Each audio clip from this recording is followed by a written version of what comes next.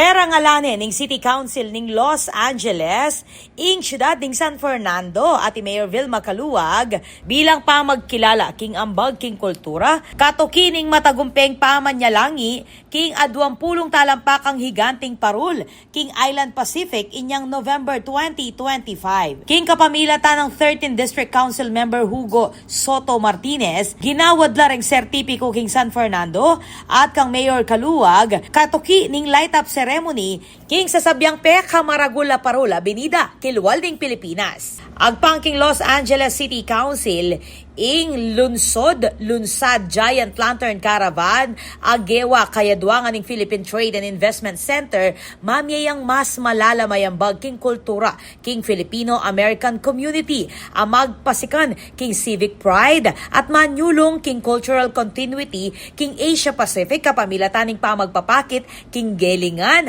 at ing mabiyeng pamana ning San Fernando.